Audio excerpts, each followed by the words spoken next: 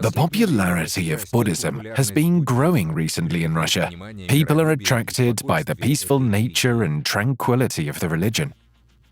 But under the guise of Buddhism, some tricksters have begun to exploit the ideas of this belief system for their own underhand and selfish purposes, in violation of all the religion's precepts and teachings.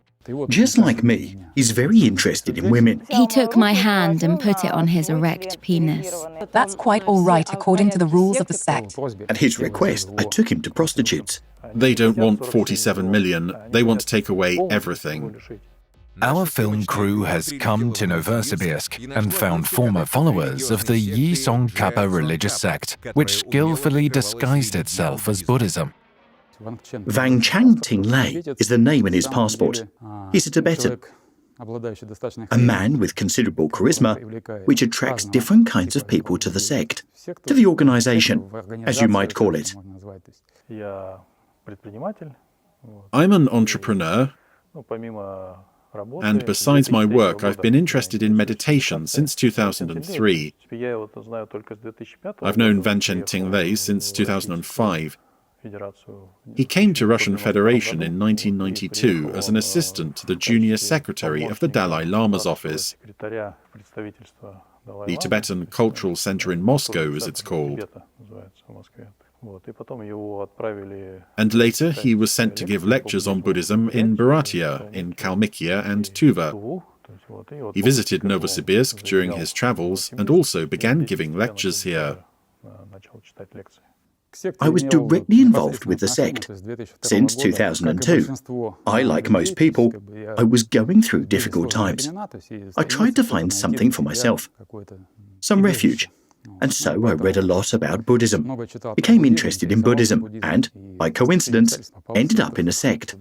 In 2005, Vanchen Tingley came to Novosibirsk to give lectures on Buddhist philosophy, and I went to these lectures. I liked the lectures. I started helping out, helping Geshe Jampa Tingley. He asked me to be his driver and bodyguard in Novosibirsk and Ulan-Ude, almost until 2019. I was a member of the Yi-Song Kappa organization for a long time. For about 20 years, I think. I observed gradual changes in the organization. At the beginning, everything was all quite respectable, nice and fine, but then gradually everything we were taught came down to serving our spiritual leader. We were told that this was the basis of everything, and that without this we couldn't do anything. And there were two paths of serving, either with your work or with your body. Do some work, hand over your money. Well, insofar as... For those who were in this organization, he was an unusual person. I saw that everyone had to bow when he arrived and so on. I mean, he gets all kinds of honors all the time. From 2007 to 2018, all over Russia, including in Novosibirsk, money was raised to buy a plot of land, 2 hectares, on the shore of Lake Baikal. Vanchen Tingley asked me to organize construction on this plot of land, and I built various buildings there, with infrastructure, electricity, water supply and plumbing. Everyone was happy until 2018. Mainly teaching was held there in summer, and around 1,000 people came there from all over Russia. First a summer house was built for him, he came and lived in it, and a summer temple was built next to it, where he gave lessons. Igor sponsored and supported this organization for a long time. He spent all his time and energy to make sure there were buildings for meditation and books for meditation. He supported the whole structure of the Baikal Meditation Center. He financed it and developed it. And then he was given the choice. Either you give up your house, which was also built for meditation, and apologize for some non-existent sins, or you leave. In 2013, I registered the Centralized Religious Buddhist Organization. It has 3 founders, 3 local religious Buddhist organizations. And according to the charter, we chose Vanchen Tingley as the spiritual leader. Therefore, at the moment, I know that in 2019 his status was the spiritual leader of the centralized religious Buddhist organization Jitsong Kappa.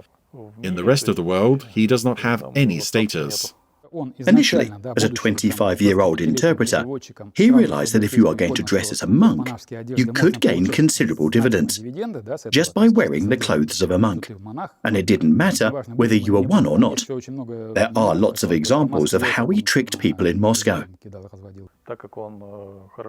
As he spoke good English, he was invited to work as an interpreter in New Zealand to translate lectures on Buddhism. After a while, he took the monastic vows and passed an exam for the rank of Geshe. He doesn't have any pupils in India, and he doesn't give any teachings there. But in Russia, he does give teachings. According to my investigations, Geshe Jampa Tingley never lived in a monastery, not for a single day.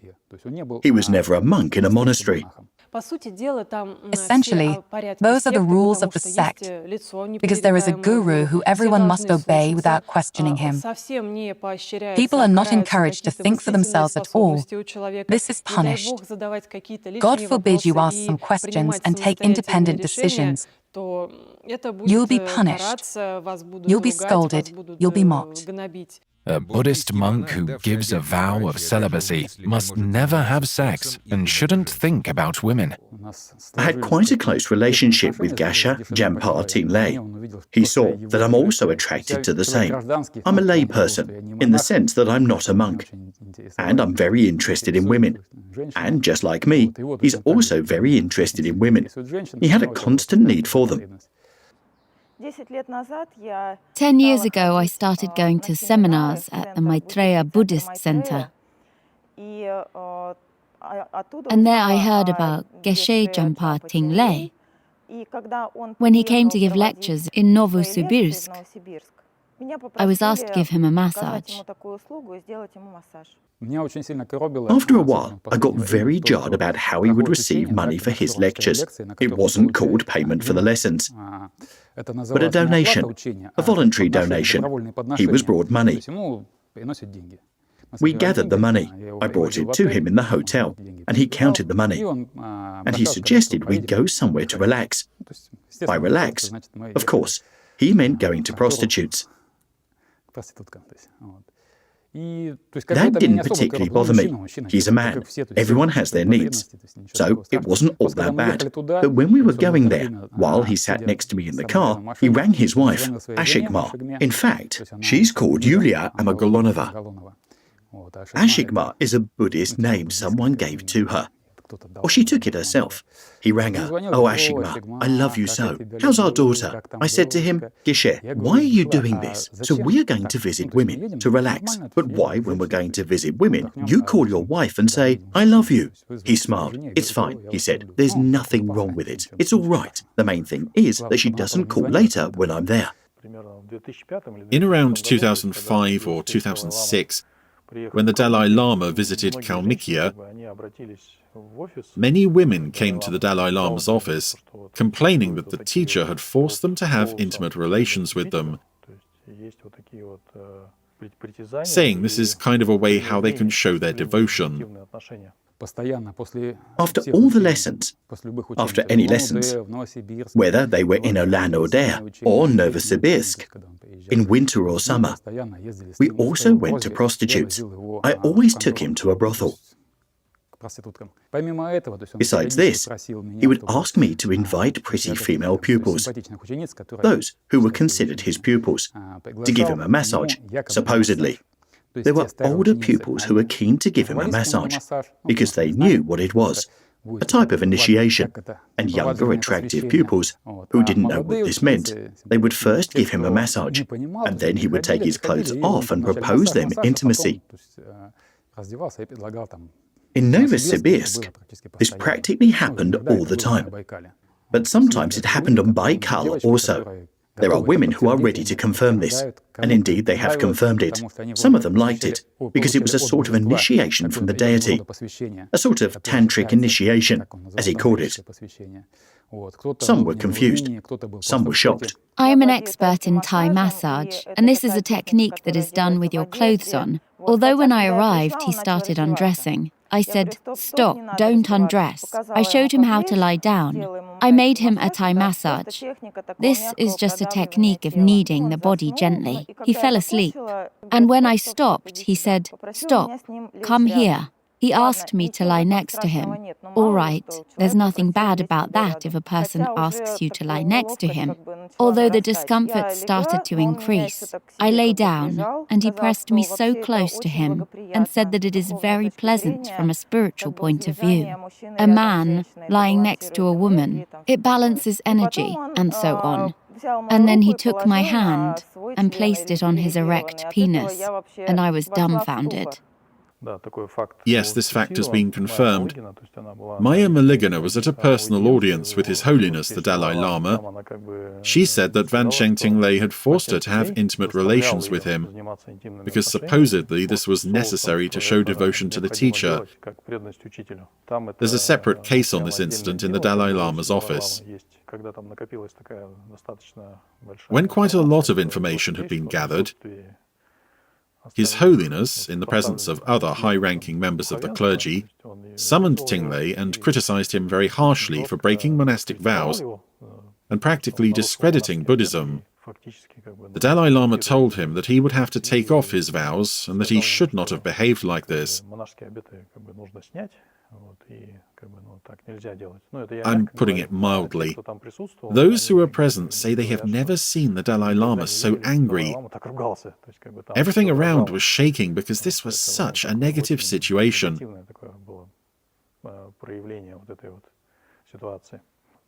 So Tingley certainly isn't a monk, because the Dalai Lama told him he would have to take off his vows. Buddhists in Bharatiya, the majority of Buddhists, are members of the BTSR, the Buddhist Traditional Sankhar of Russia, which is headed by the Khambo Lama. And the Khambo Lama, when he found out that Vancheng Tingley had violated his monastic vows, and that His Holiness the Dalai Lama had criticized him so harshly, then he tried to distance himself from Tingley. He forbade him to go to places like Kurram Khan, to give teachings or meditate there. The women who talked about sexual harassment and rape were declared apostates of the teacher and expelled from the sect. For example, in 2004, there was a Presidential Council on Religions in the Republic of Bharatiya, and at this Council on Religions, the organization of Geshe Jampa Tingley, Vancheng Tingley, was declared to be a sect. There's also Yesheladoi Rinpoche in Ulan-Ude. The Dalai Lama values him very highly. He is also a Tibetan Lama who came to Russia, to Ulan-Ude, and on the Bear Mountain he built a Datsun. In this sect, in the sect of Geshe Jampa Tingley, visiting this Datsun is categorically forbidden.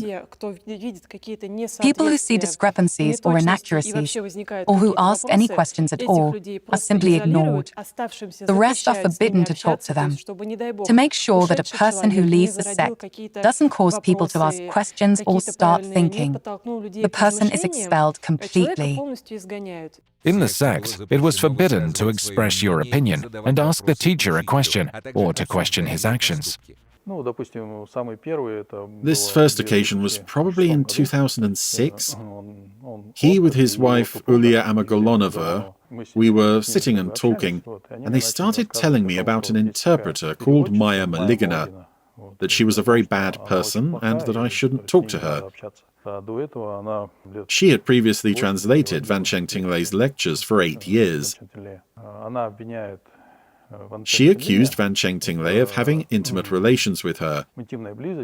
The fact that she accused him of this meant she was a bad person. In my opinion, it's inhumane. Imagine you communicated with people for 10 to 15 years. They were practically your family, and then suddenly you're cut off from them. And these people continue to be intimidated. You are isolated, so it is inhumane at the very least. I was the chairman of the Novosibirsk Buddhist Center and the director of the centralized religious Buddhist organization Jitsong Kappa. Vanchen Tingley's wife, Ulia Amagolonova, and Vanchen Tingley himself first started requesting and then demanding that I expel people from the community without any explanation. That's quite against the Buddhist way. A person is expelled without any investigation. I didn't agree to it, and then such a resentment lurking on me. There are a few people, and I regret about it now, who I actually did expel because the teacher's wife didn't like them. Those who were expelled and those who stayed in the organization, they believe there's something wrong with them. Not that something wrong with the teaching, some problems, or with the people who teach it. They believe the teaching is sacred, it's all unquestionable. There's something wrong with the person. I think this is self-gaslighting. You start trying to convince yourself that the teacher is right. He will purify your karma and another person's karma. So all this nonsense that starts happening, all of these quarrels, squabbles, gossiping and persecution. These people try to pretend it's all quite normal. It's good and even for the best. I think this is just a mental block. You feel one thing, you see one thing, and then you just sit for hours and persuade yourself that it's actually all fine. I think your mental state can't remain healthy in this situation. If a family joins the organization and one of the spouses is found to display insufficient civility, insufficient servitude, then the entire organization tries to pressure the other spouse not to have contact with this person. In 2018, on Lake Baikal, a conflict broke out. A lot of children usually come to visit, around 50 of them. The conflict took place because of Vanchen Tingley's daughter. She is growing up completely cut off from the world. She's surrounded by servants who constantly looked after her, so she didn't do anything independently. She was 12 at the time. She was fed with a spoon and dressed, and even when she goes to the toilet, everything that is related to a hygiene, she doesn't do it by herself. Her servants help her. And the children who came from other cities are already independent at the age of 12.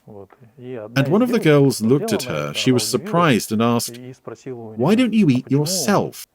Why don't you dress yourself?" And the daughter got upset and started crying.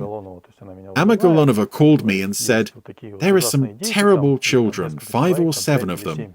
They upset my daughter. So these children need to be expelled, along with their parents, because they are not worthy to be here." People who are mentally disturbed are worth their weight in gold because they have this fanatical belief. And they also try to convince other people that this is how things should be. I said to his wife, "This is not a reason to expel people from the teachings. They've come from far away, they've paid money for tickets and so on. So I don't believe this is justified, and this is not Buddhist behavior." She said that I was wrong to think that I was irreplaceable, and she would make sure I was expelled. And from that moment, she started calling the Russian centers in Novosibirsk and so on, and say that I had violated the devotion to the teacher and that I should be replaced. She wanted to form a public opinion about me. And then, over 6 months, she formed an atmosphere so that all the Buddhists believed that I had violated this devotion. The initiator of all of this was Ulia Amagolonova. The idea was that since I was a builder, then that meant I must have stolen money. How else could it be? She had a lawyer with her by the name of Artur Gureyev, also a member of the community, so he's one of Vanchen Tingley's pupils. She persuaded him to prove all of this somehow. The leaders and main sponsors of the sect decided to sue Igor Rukavitsin, falsely charging him with embezzling money for construction. In 2021, I received information that a lawsuit had been filed against me by Gureyev. The lawsuit stated that Gureyev had given Rukavitsin 90 million and commissioned 2 houses from him, but he didn't finish them and ran away. Gureyev ordered a valuation, and the houses were estimated to cost 26 million. So this meant Rukavitsin had run off with 64 million. So Gureyev requested for Rukavitsin to be charged with unjustifiable enrichment of 64 million rubles. The sum came to a total of 90 million. It was Elena Budnik's money. She was a member of the board of directors at Odkryty Bank. Our lawyers took a look, and her bonuses were 50 million a year. This was her official source of income, so she could finance this. These documents are confirmation that the contract was signed between Budnik and Rukavitsin. All the existing conditions of the contract were coordinated with Budnik. We have correspondence about this on WhatsApp by email. The correspondence was certified by a notary. It discusses the cost of work. It says here, house foundation, Lena, 1,948,759 rubles. Budnik, Elena Vladimirovna. This was correspondence with her. Here at the beginning is her phone number. She transfers the cost of this foundation down to the last ruble. And that's how it is for each sum. So the correspondence confirms that the parties met the conditions of the contract, what to build, in what time frame, how much it cost, and also concerning the payment procedure. If we're talking about Artur Gureyev, for example, he couldn't confirm the source of origin. We asked him in court to confirm it. He didn't present any documents. We asked him to confirm how he transferred the cash funds to Budnik. How did he transfer them to Dekanskaya and Tsankov? He didn't present any documents that he transferred this money, but the court ignored this. What did they do? They made use of the following situation.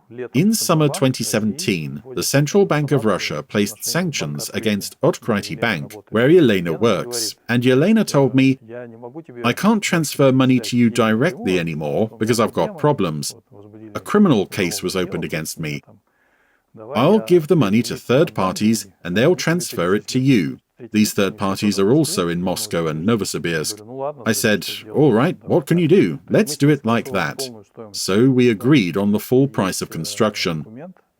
There's a document in her writing where you can see her estimates, and a handwriting analysis can easily show that she wrote it. So she and I agreed on the remaining price of construction. This was in November 2017 in the Moscow region. She said, "Okay, let's have the rest so we don't drag things out." I gave 30 million to Artur Gureyev, and I gave 15 million to Albina Dekanskaya. She is her friend. I don't remember precisely. And around 10 million to Dmitry Tsigankov, another friend of hers. And they'd send it to you, so she wouldn't have any problems too. I've known Artur Gureyev since 2013, when we needed a chairman of the Moscow Buddhist Center, and I introduced him to Vancheng Tingley, and so he became the chairman of the Moscow Buddhist Center. We were practically members of the same community. Yelena Budnik came and decided to help with money problems. She gave 30 million to Artur. Artur went to the bank, deposited the money in his account, and transferred it to my account. And a payment was registered, 2 payments for 15 million, money he had transferred to me. Now what he did is take statements from a notary, and Yelena Budnik writes, "This is Artur Gureyev's money. At his request, I commissioned construction from Rukavitsin." She did this for 2 reasons. The first reason was so that the central bank didn't start an investigation into the money. And the second reason was so that this little group, with Vancheng Tingley and Ulia, completely changed the contractor so that it was easier to manipulate the lawsuit. If Vancheng Tingley had been asked to speak in court, it would have been very hard for him to pull it off, because when Gureyev speaks, he can lie without blushing at all, either because he's used to this or because it's his nature. And the same goes for Budnik. If she had spoken, the court would have easily understood who the client was. So the first step of this brilliant scheme was to change the client completely. There's a notary statement that says this is Gureyev's money, that it's not her money. Dekanskaya also signed this statement, and Tsigankov does too. And in the materials of the case, it turned out that they practically conspired to change the picture. And on the other hand, there's the correspondence between me and Budnik, on WhatsApp and by email, and there's the correspondence between me and Gureyev, on WhatsApp and by email. Judge for yourself if a person signs a contract with an individual for 91 million for the construction of 2 houses. Then accordingly, he should discuss the existing conditions of this work in some way, especially as Rukavitsin did the work for Budnik for 2.5 years. For Budnik, not Gureyev.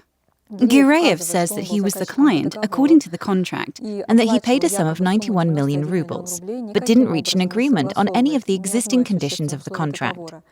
So how could the parties find out about what to build, in what time frames, for what sum? So, in general, the situation is as follows. A number of buildings were built, and Gureyev also ordered a construction of the house on the neighbouring lot, and this is also indicated in the correspondence. But during the court hearing, he said, "No, I didn't order the house for myself. I ordered those 2 houses which Yelena Budnik requested, so I ordered these ones." Igor put all his resources into these houses. Time resources, mental resources, financial resources. He put everything he had into building these houses because he was intrigued by the idea of creating a Buddhist meditation center on Lake Baikal.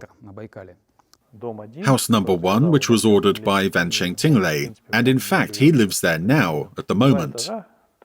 2 floors, an area of around 150 square meters, and premium class construction. It has fully automated systems, a heat pump, heated floor, and so on. And this is what it looked like on the 1st of July 2018. And so the scheme was changed completely.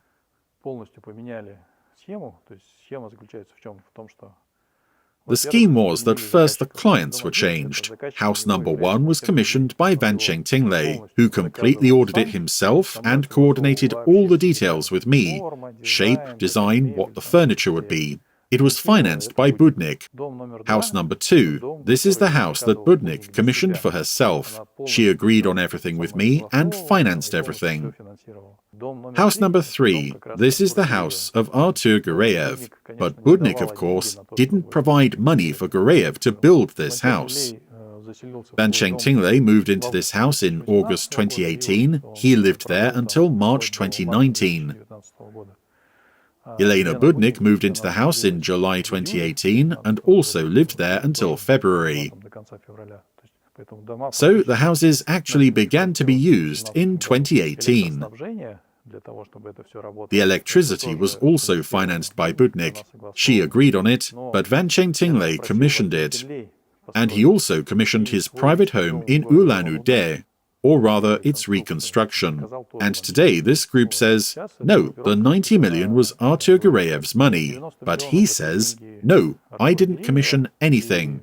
No houses in Ulan-Ude or electricity. I didn't commission this at all. I commissioned 2 houses, House 1, House 2, and gave you 90 million. At the first hearings, he said, you just ran away. You didn't finish building the houses. I finished them myself. Then our lawyer asked him to provide the documents to confirm that he finished building the houses. He changed his position. He said, no, now we remember, so he was the one who finished building it.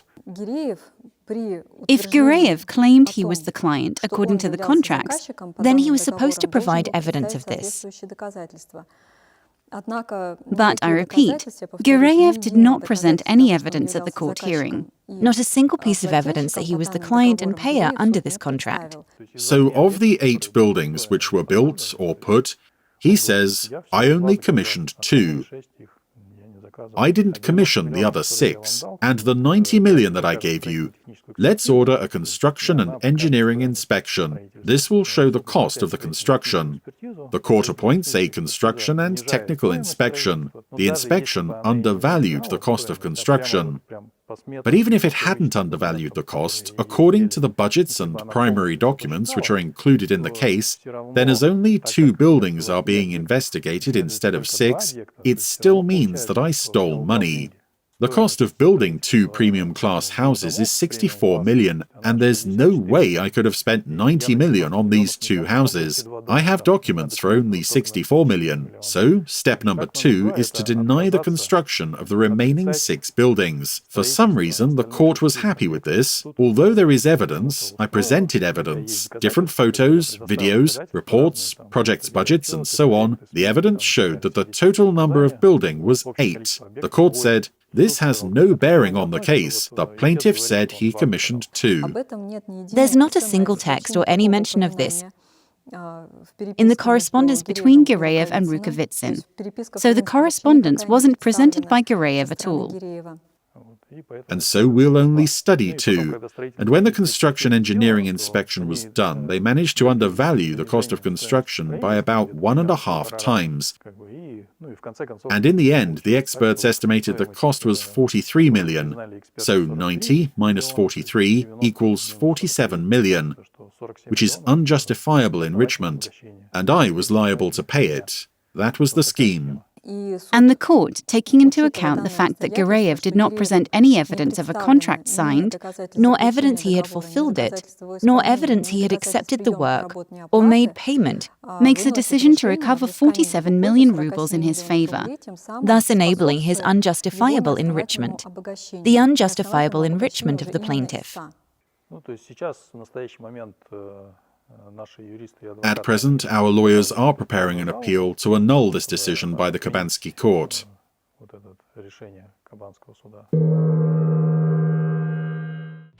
The court arrested the property and assets of Igor Rukavitsin. Since September 2021, all my personal assets have been arrested. All my bank accounts have been arrested. All cash funds, all cards, cars, real estate, i.e. land plots, apartments, houses, and the shares in all my organizations, everything I own, they've all been arrested. They've cut off the oxygen, and this is preparation for this scheme. The scheme is to arrest all property, and then court bailiffs sell everything as cheaply as possible. And the goal is to destroy the person who is unacceptable to this system. All the cash funds I received from Yelena Budnik for construction, I divided into 3 parts. One part was sent to the centralized religious Buddhist organization. Another part was sent to the Restcom company, which is responsible for construction. And the third part was sent to Mebelprom, which manufactures furniture. Why? Because the houses were fully furnished, and all the cash funds were officially transferred from my account to these 3 organizations.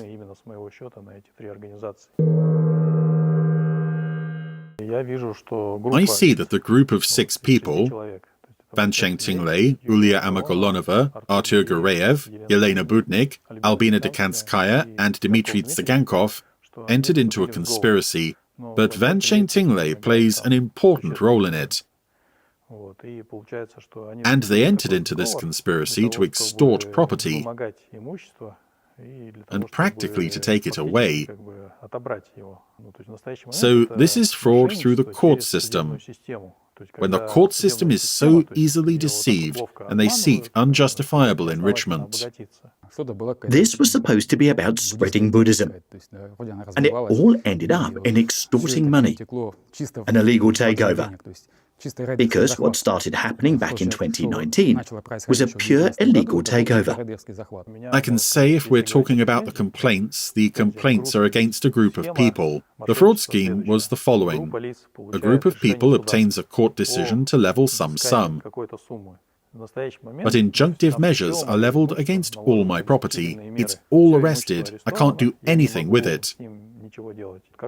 As soon as the court decision enters into legal force, all this property will start to be sold. They want to take away all my property. They don't just want 47 million, they want to take it all. In the course of the court hearing, I made Artur Gireyev the following offer. I said to him, "Look, here are the documents, here are the initial documents, the expenses. Take them and look at them. If I stole something, I'll give you your money back. I'll return as much as I stole." But Artur said to me, "The court will sort it all out." So they're not interested in the truth. They're not even interested in what the sum is. Any sum suits them. The main thing is that I supposedly stole something. Why do they do this? To realize this scheme. A scheme when all the property of the debtor is arrested and sold. And to destroy the person. To show the other members of the organization, the other fanatics, that the teacher is all-powerful, and if anyone goes against him, the same thing will happen again. From the very beginning, I got the impression that the court was biased towards this case. I have specific proof of this, the correspondence that is certified by a notary, so I presented it in court. The court did not submit it into the case. Why not? First the court said, "Oh, the plaintiff was not familiar with it. I can't submit it." So we gave the plaintiff this correspondence, they read it. And at the next session, the judge said, "No, we can't submit it because I don't trust the internet." This is a direct violation of the law, because the law states that evidence that was properly obtained from the internet is permissible evidence for a court investigation. In the correspondence with Elena Vladimirovna Budnik, all the stages of work were reported by Rukavitsin at the end of construction, and all houses on which construction was completed were also reported at the end of construction. He reported on the foundations, electricity, interior finishing, all the stages of work, to which Budnik replied, "Okay, accepted. I'm happy with everything. I agree." And after Budnik had fully commissioned the houses, she also wrote about small comments, small defects, which also shows that she was the one who accepted the work under the contract, not Gireyev. Throughout the entire year, we tried to submit the correspondence into the case, which shows who the client is, who the payer is, who the investor is, what sums were agreed on, and what was built and where. In the email correspondence between Budnik and Rukavitsin, there is evidence that the house design was agreed on. So Rukavitsin sent Budnik two options for design of the house, her house, for agreement. She agreed to one of these projects. The plan for the second house was also agreed on. Budgets on both houses were agreed on, as well as construction schedules, and even the electricity supply system for these houses, for electricity, water supply and plumbing. So all the significant conditions for execution of contracts were agreed on between the parties. The court refused to enter the materials into the case. Later, with great difficulty, we sent the correspondence through the Justice electronic court filing system, but when it got there, it was no longer possible to submit it to the case. It is now part of the case, but in the ruling, the court did not accept this correspondence. It did not examine it and wrote, "The correspondence is not accepted as evidence." So the evidence that I presented, several hundred kilograms of documents, was not studied by the court. We can see that people are simply being treated like dirt, and not even because they show disrespect.